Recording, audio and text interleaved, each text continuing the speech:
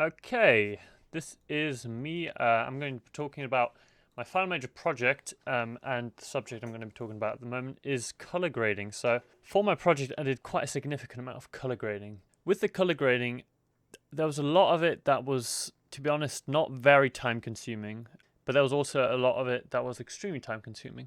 So, for example, these shots here, these were not time consuming at all. I think I created this whole 5 shot sequence in like 5 minutes or something like that. Like it was not long because all I had to do was I got my base shot here, and then I essentially corrected it. I corrected every time you get a shot, you can see this kind of popped up. This shows stuff that's peaking, so that's too bright, and this at the bottom is the zero represents completely underexposed, clipping black, and the top here represents clipping white. So you can see where these lamps are up here, that's clipping with white. So it doesn't matter how much I drag this down. Those lines are. Oh, 1 second. Let me put this up. Those lines are always going to stay in the clipping area because this is just clipped in the footage. When it comes to the blacks here, these I wanted to be quite darker because I want this shot to be overall. Wanted the shot to overall be very moody, very dark. That's the first thing I did. Is I corrected the brightness levels. I wanted these blacks to be very dark, so they're all of his back and all of this that's clipping with black. And then this added sort of that teal color. However, I didn't want it to just look grimy. I didn't want it to look just like I tried to recreate the Hollywood teal look and just whack in teal. So I shifted these channels up a bit, so that before it kind of looked before it looked like this, and you can see the skin tones were quite off. There was these kind of horrible green yellows. I just shifted that up, so it changed these to like this pink orangey, and that also fixed the skin tones, which was quite nice. And also made these teals here, it made them less aggressive. It made the whole thing look more correct, in my opinion. And it kind of fixed the white tones, and I think it resulted in a really nice look in the end. And with this, I could literally what you can do is you can click grab still, and that'll grab a still frame, which will copy all of these details here. And then I could just go to my clip directory, and I could just go here and hit apply grade, and then just refine it ever so slightly to make it match whatever shot I had. So that was a really quick color grade. This one was a little bit more complex. It wasn't too difficult, but it was just getting the tonalities right. Here again, this was a very, like you can see, I hardly did anything. I added a little mask on the side here because this character is kind of in the dark. Not create a new node. I wanted to delete this. I did a bit of a light here so that this character kind of sticks out a bit more. And then again, a basic correction to get the footage stretched out a little bit more and the contrast to be correct. And then finally, I made it a bit more grungy, where again, yeah, so I shifted the hues a little bit, and then this shot here, I basically just tried to match that to this one here, and then this shot here again, this was fairly simple. This was just a matter of correcting the I didn't want this to be too stylized. This was just a matter of, because it is extremely yellow, as you can tell. So this was just a matter of correcting the colors. So the first thing I did was again contrast correction, and then I pretty much ripped this down, the yellows down a lot, and then I just went through slowly trying to fade all of the colors until they seemed right, and that's all I really did. Now this is where it gets interesting. So this was what I spent the most of my time doing, which was correcting whites and skin tones, because if you look at the shot, you think, okay, cool, that's great, but he didn't do anything to that. Hopefully, that's the impression you get. But that actually a lot of went into getting these shots to look like this. So the first thing, as always, a basic correction just to, stretch this footage out. But you can see already straight off the bat, as soon as you stretch this footage out a little bit and you get more contrast, you can see that these whites are almost sort of going towards the greens, and the skin tones are definitely not correct. So I added a layer here, which was essentially just a mask, and and that I just brightened up the outside areas because the outside areas were quite dark. So this is essentially just a white vignette. And then I corrected the whites just by using the eyedropper icon here. And that shifted them, but almost to a blue side. And then I used the qualifier tool, which is this tool here. And you can use that. Essentially what it allows you to do is it allows you to... Let me just make a new one here so I don't ruin that selection. What it allows you to do is you can click and then you can select a color range. Now, because this white is perfectly selected, it's just going to select it perfectly. But you click on it and then it selects everything but that color range. And then you can go in and you can essentially just change everything, but it will only affect the color range that's selected. So here you can see the gray means that this is not selected. So only the things that look like normal video are selected, which means I can go in and I can change everything, but that will not affect these white areas that aren't selected. So that's what I used to get the whites to look pristine. And then I just went in here and completely desaturated them and brightened them up a little bit. And that looked really nice. And then the last thing I did was correct the skin tones. And to correct the skin tones, what I did is I made a little tiny mask on the top of, or I would usually do, make a little tiny mask on the head, and I did this with every shot. And then I'd, as you can see, select this, and then you do you do this, I believe, and then it punches a little hole. And then if you go to the vector scope, you can see now that this, I mean, this is correct already, but if I turn this off, you can see, I can't do it, god damn it. But if I were to turn this off, this would be all over the place. And if I change the tint, you can see this moving about and it changes the color. And I always liked it to be slightly off center towards the right, just because I feel like that looks better. And then that was how I corrected the skin tones. And as you can see, that that makes a massively huge difference from start to finish. I'll just go through another few examples here of just kind of showcasing the difference. This, in my opinion, is one of the biggest ones where you can really see, this is the basic correction. You can see how off all of these colors are. And then as you go through and correct these colors, you can really start to see how big of a difference it makes. This is another one. One issue I had with this shot here was that you can see that there's kind of these green hints. It's mostly sort of this pale yellow and these reds, and then there's these kind of hints of green, which when correcting it was quite difficult to deal with because it meant that the color, you can see it was really weird. So I had to kind of go through and adjust the tones so they all kind of were uniform, which ended up leading to a very nice uniform skin tone. I didn't do this for all the shots because it would have just taken way too long to correct that, but it did pay off for some of the shots. The next shot that I corrected was this one here of him walking to the cafe. This shot, I didn't do all that much to it. I kind of wanted the shot to be kind of simple because as you can see, again, it's quite yellow. And I just wanted to kind of separate the skin tones and kind of bring out some of these dark colors. So again, basic correction, just bringing it up, changing the color temperature so it's more appropriate. It's not got this super yellow tint, but as you can see, it kind of messed the skin tones up a bit. So this correction was mostly to kind of combat that and fix the skin tones. Then this again, kind of just, this was a selection to bring out the skin tones mostly. And then that worked pretty nicely. And I just use that to kind of, I can actually shift this up a little bit, I think, just to get these skin tones to look a little bit nicer. There we go. Just to make the skin tones look a little bit more natural. There you go.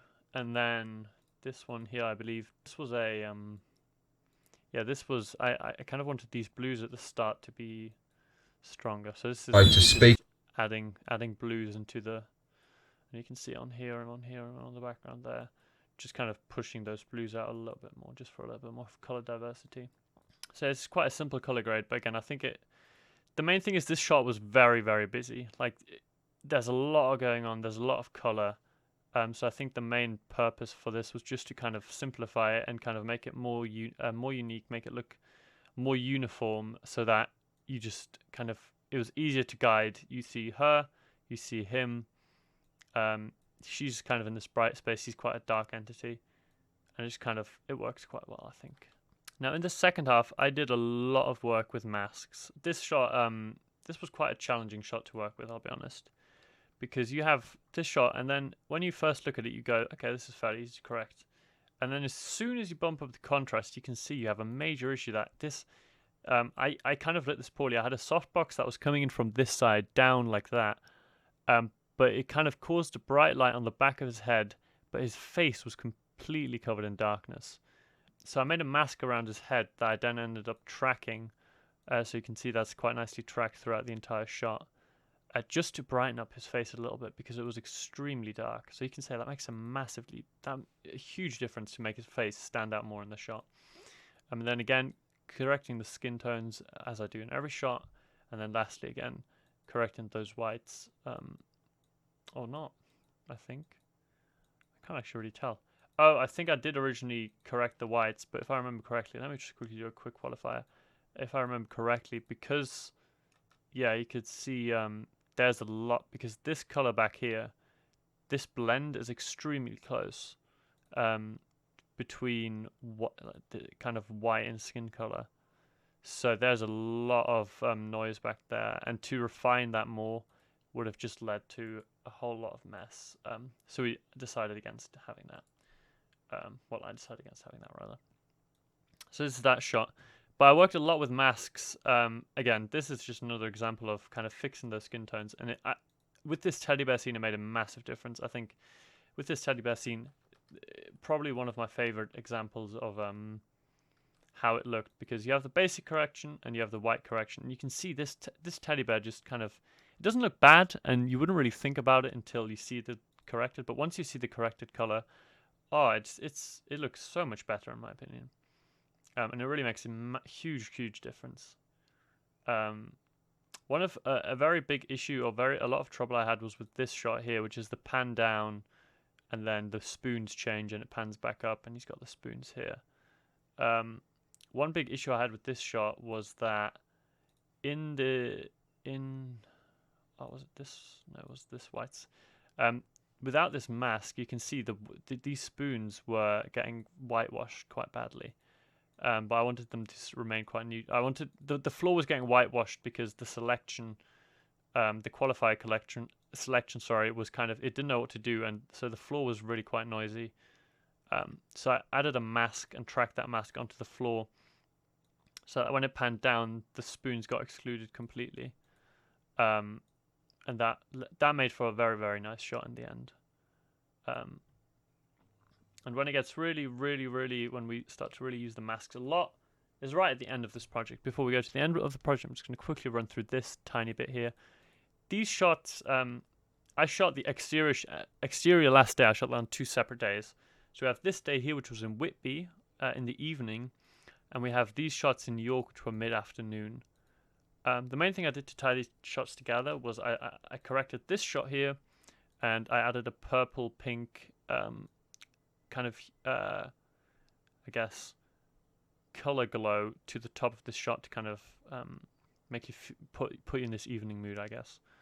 And this shot here was a lot of work, where I corrected the street. So this is a shot before, and then there's a lot of layers here, making for this shot to kind of match up with the rest. But there was a lot of work went into the shot, just trying to match it to the next scene, to get it darker and to kind of give it that purple look.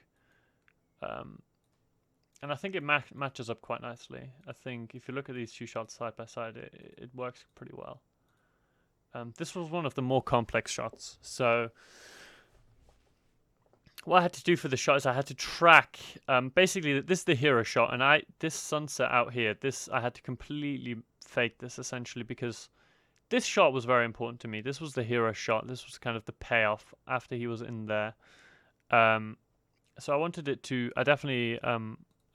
It was important to me that this looked nice.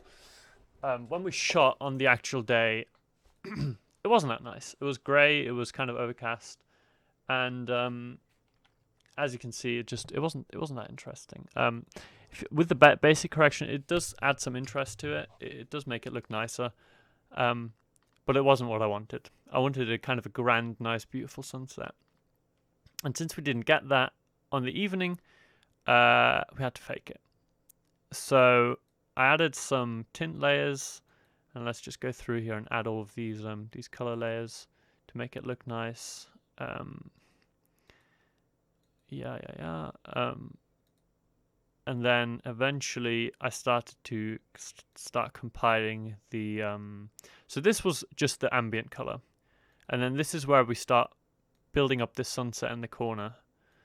I want it to be right at the corner so you don't see it all the time, but you get a glimpse of it, so you know, it's real and you can see that it exists.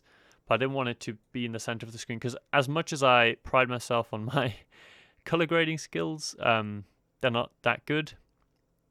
And you know, if you saw this the entire time, you wouldn't think that's a real sunset. I don't think that's believable enough. I would have had to track in like I don't even know what it's called. The reflection of the sun on the water that runs into the scene. But I had to track all of these elements so that it didn't bounce around and it stayed perfectly locked into one place.